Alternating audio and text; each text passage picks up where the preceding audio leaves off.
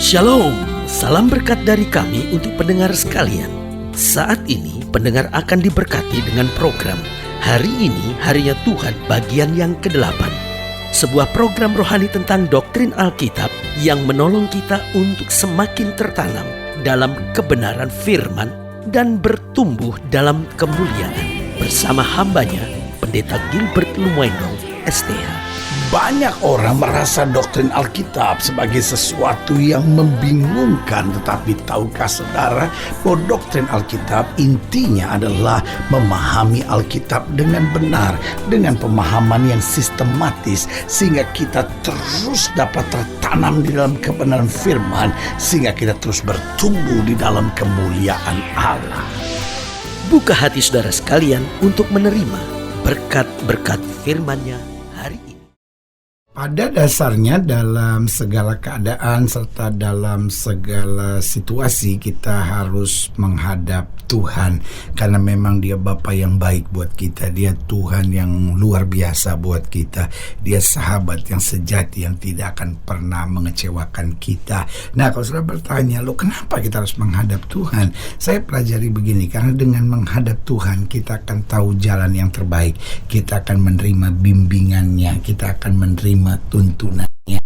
Karena seringkali dalam hidup ini kita salah menentukan keputusan, kita salah mengambil langkah. Kenapa? Karena kita punya perhitungan sendiri. Tetapi perhitungan manusia bisa meleset. Tetapi kalau kita menghadap Tuhan, Tuhan akan memberikan tuntunan buat kita. Karena Alkitab sudah jelas berkata, jalanmu bukanlah jalanku. Rancangan Allah lebih tinggi dari rancangan manusia. Karena manusia hanya bisa melihat apa yang di depan mata. Tetapi Tuhan adalah Allah yang dapat melihat jauh ke depan kita.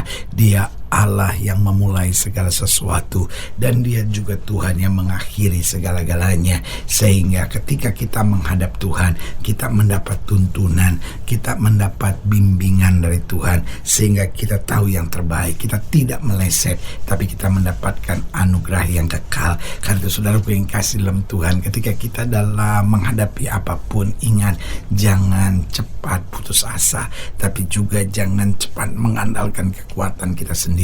Jangan juga cepat berharap kepada manusia, tetapi mulai belajar dalam segala hal menghadap Tuhan, mencari wajah Tuhan. Maka Dia beri tuntunan buat kita, Dia beri bimbingan buat kita, sehingga kita tahu yang terbaik, dan yang terbaik itu akan menuntun kita pada jalan-jalan yang benar. Haleluya. Berarti jelas yang pertama, bahwa dalam segala keadaan dan dalam segala situasi, mari kita menghadap Tuhan. Karena dengan menghadap Tuhan kita akan tahu jalan yang terbaik. Yang kedua, dengan menghadap Tuhan kita akan mendapatkan kekuatan yang baru. Hidup ini adalah hidup yang menjenuhkan.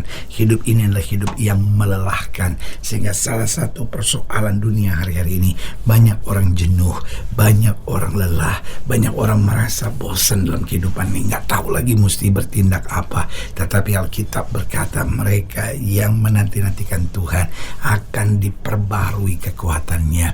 Itu sebabnya Alkitab berkata, kasih setia Tuhan selalu baru, tidak pernah berkesudahan.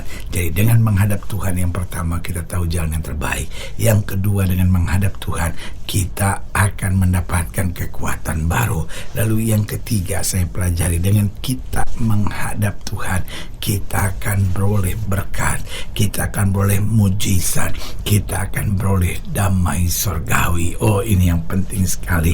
Dunia di mana kita hidup hari-hari ini, dunia yang penuh dengan persoalan yang rumit, sehingga banyak orang hari-hari ini stres. Makanya kalau sudah perhatikan hari-hari mulut orang itu jahat. Kenapa? Karena orang kalau stres, perhatikan mulutnya pasti jahat. Kata-katanya itu gampang menyakitkan dan mengecewakan orang. Tetapi ini yang saya mau ingatkan, di situasi-situasi seperti itu, janganlah kita mengikuti suasana emosi hati, tetapi justru di saat-saat yang menyakitkan, yang mengecewakan, kita belajar menghadap Tuhan. Karena apa? Karena waktu kita menghadap Tuhan, kita akan melihat bagaimana Tuhan sendiri mencurahkan berkat-Nya. Tuhan sendiri menyatakan mujizatnya. Tuhan sendiri yang menyatakan damai surgawinya. Itu sebabnya Daud berkata, hanya dekat Allah saja aku tenang. Berarti dengan menghadap Tuhan kita tahu jalan yang terbaik. Yang kedua, dengan menghadap Tuhan kita akan mendapatkan kekuatan baru. Yang ketiga, dengan menghadap Tuhan kita akan beroleh berkat dan damai surgawi serta mujizatnya. Dan yang keempat, dengan menghadap Tuhan kita tidak akan takut serta gentar. Oh haleluya. Saudara pelajari deh, orang-orang yang menghadap Tuhan tidak akan pernah takut untuk apapun. Dia tahu persis bahwa Tuhan pembelanya. Dia tahu persis Tuhan adalah gunung batunya. Dia tahu persis Tuhan adalah Allah yang menjamin kepastian baginya. Dengan menghadap Tuhan kita diberikan keberanian. Dengan menghadap Tuhan kita akan diberikan kemampuan. Dengan menghadap Tuhan kita akan diberikan jalan keluar yang luar biasa. Karena itu Alkitab berkata, di dalam iman tidak ada ketakutan. Karena itu apapun yang sedang terjadi dalam hidup kita, mari kita menghadap Tuhan. Dengan menghadap Tuhan kita tahu jalan yang terbaik. Dengan menghadap Tuhan kita mendapatkan kekuatan baru. Dengan menghadap Tuhan kita beroleh berkat, mujizat serta damai surga. Dan dengan menghadap Tuhan kita tidak akan takut serta gentar. Haleluya. Selamat datang dalam program kita hari ini, harinya Tuhan. Sebuah program rohani yang kembali mengingatkan kepada kita betapa pentingnya kita menjadikan firman Tuhan sebagai dasar keseharian hidup kita. Karena selama kita jadikan firman Tuhan sebagai dasar keseharian hidup kita, langkah-langkah ke depan kita penuh dengan kepastian, kemenangan, berkat, mujizat dan perkara-perkara besar. Haleluya.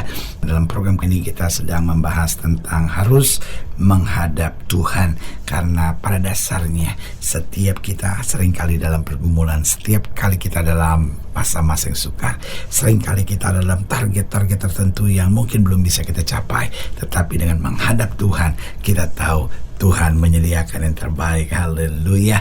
Nah saudara gue yang kasih dalam Tuhan, dalam pembahasan tentang harus menghadap Tuhan, kita mau sama-sama belajar dari Bilangan pasal 16. Bilangan pasal 16 mulai dari ayat yang ke-16. Bilangan 16 ayat 16 sampai 27. Demikianlah firman Tuhan.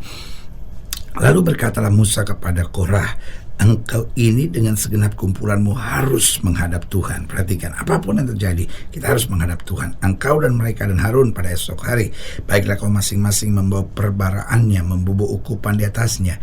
Lalu kamu mempersembahkan masing-masing perbaraannya ke hadapan Tuhan, 250 perbaraan. Juga engkau ini dan Harun masing-masing harus membawa perbaraannya.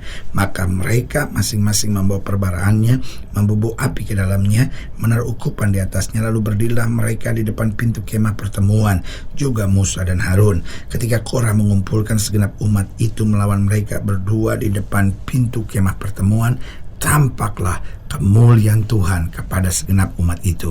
Lalu berfirmanlah Tuhan kepada Musa dan Harun, pisahkanlah dirimu dari umat ini, supaya kuhancurkan mereka dalam sekejap mata. Tetapi sujudlah mereka berdua dan berkata, ya Allah, Allah dari roh segala makhluk, satu orang saja berdosa, masakan kau murka terhadap segenap perkumpulan ini? Maka berfirmanlah Tuhan kepada Musa, katakanlah kepada umat itu, pergilah dari sekeliling tempat kediaman Korah, Datan dan Abiram. Lalu pergilah Musa kepada Datan dan Abiram, dan para tua-tua Israel mengikuti dia. Berkatalah kepada umat itu, baiklah kamu menjauh dari kemah orang-orang fasik ini, dan janganlah kamu kena kepada suatu apapun dari kepunyaan mereka, supaya kamu jangan mati lenyap oleh karena segala dosa mereka. Maka pergilah mereka dari sekeliling tempat kediaman Korah, Datan dan Abiram. Keluarlah Datan dan Abiram, lalu berdiri di depan pintu kemah mereka bersama-sama dengan istrinya, para anaknya, dan anak-anak yang kecil. Lihat saudaraku yang kekasih dalam Tuhan, ada pemberontakan dan Musa tidak membela diri. Musa bilang, ayo kita menghadap Tuhan, biarkan Tuhan yang memberikan jalan yang terbaik. Saudaraku yang kasih dalam Tuhan, karena itu saudaraku yang kasih dalam Tuhan, kita melihat betapa pentingnya kita perlu menghadap Tuhan. Nah, kalau kita menghadap Tuhan, untuk apa kita menghadap Tuhan? Yang pertama, membereskan dosa dan kejahatan kita. Jadi kalau kita menghadap Tuhan, bukan cuma minta Tuhan bertindak, bukan cuma minta Tuhan buat mujizat, bukan minta sekedar Tuhan melakukan perkara-perkara yang dasar. Bereskan dulu dosa dan kejahatan kita.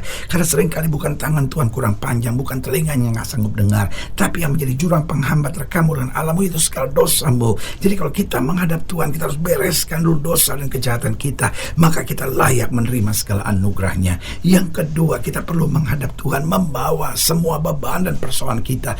Jangan sampai orang berdoa, mencari wajah Tuhan, menghadap Tuhan, tetapi tetap hidupnya stres, hidupnya tertekan, hidupnya banyak masalah. Karena waktu kita menghadap Tuhan, kita harus bereskan dosa dan kejahatan kita. Yang kedua, kita harus bawa semua beban dan persoalan kita, karena di kaki Yesuslah segala persoalan kita diletakkan, sehingga kemuliaan yang dicurahkan buat kita. Lalu yang ketiga, ketika kita menghadap Tuhan, kita harus mengakui keberadaan, kedaulatan, serta kemahakuasaan Tuhan. Jangan kita datang kepada Tuhan lalu masih bertanya, betulkah Tuhan bisa tolong saya? Betulkah penyakit saya bisa disembuhkan? Dia Allah yang dahsyat, Dia Allah yang luar biasa, Dia Allah yang maha kuasa. Haleluya. Jadi kalau kita menghadap Tuhan, yang pertama, bereskan dosa dan kejahatan kita. Yang kedua, bawa semua beban dan persoalan kita, Dia sanggup menyelesaikannya. Yang ketiga, akui keberadaan, kedahsyatan, serta kemahakuasaan dan kedaulatan Tuhan dalam hidup kita. Baru yang keempat, kalau kita menghadap Tuhan, kita harus dengan segala kerendahan hati dan hancur hati, karena kita berkata Tuhan dekat dengan orang-orang yang hancur hatinya. Dengan kita merendahkan hati, Tuhan meninggikan kita. Dengan kita merendahkan hati, Tuhan akan mengangkat kita. Karena itu saudaraku yang kasih dalam Tuhan, mari kita menghadap Tuhan, menerima anugerahnya, menerima kekuatannya, menerima mujizatnya, dan diberikan kita tuntunan untuk hidup dan menerima segala yang terbaik. Haleluya. Saudaraku yang kasih dalam Tuhan, jika saudara yang dilayani lebih jauh, hubungi kami melalui telepon, hubungi kami melalui surat, kunjungi website kami, karena kami ada untuk membawa Bapak Ibu saudara senantiasa lebih dekat pada Tuhan dan mengalami kasih kuasa mujizat yang luar biasa. Haleluya. Secara khusus melalui program ini juga saya mau berdoa buat siapa yang sakit, siapa yang berbeban berat, karena saya percaya bahwa bagi Allah tidak ada perkara yang mustahil. Nah, saudara yang didoakan secara khusus melalui tangan kanan sebelah dada, dan kita akan berdoa. Mari kita berdoa. Bapa, dalam nama Yesus, hamba doa buat yang sakit, hamba doa buat yang berbeban berat, hamba doa untuk setiap mereka sedang menghadapi masa-masa yang sukar, karena hamba percaya bahwa bagi Allah tidak ada perkara yang mustahil. Bapa, hamba berdoa di dalam nama Yesus, Tuhan jamah anugerah, kasih karunia, kuasa, berkat Tuhan boleh terus tercurah. Bahkan mereka yang taruh tangan kanannya di dada, karena sekarang mau menghadap Tuhan dengan hati yang hancur, dengan segala kerendahan hati, dengan membawa segala dosa, kejahatan, beban, persoalan, dan mengakui keberadaan, kedaulatan, serta kemahakuasaan Tuhan. Hamba berdoa dalam nama Yesus, Tuhan jamah, sehingga kami kuat dan menerima segala jalan yang terbaik dari Tuhan. Di dalam nama Yesus kami berdoa. Haleluya. Amin. Saudaraku yang kasih dalam Tuhan, kita sudah berdoa. Ingat, Allah tidak pernah lalai menepati janjinya. Inilah saatnya buat kita untuk bangkit, bersemangat, bersuka cita dalam menghadapi segala perkara. Karena kita tahu Yesus hidup, Yesus berkuasa, dan selalu menyediakan terbaik buat anak-anaknya. Doa saya menyertai saudara. Sampai berjumpa pada program berikut, dan jangan lupa, jadikan hari ini harinya Tuhan.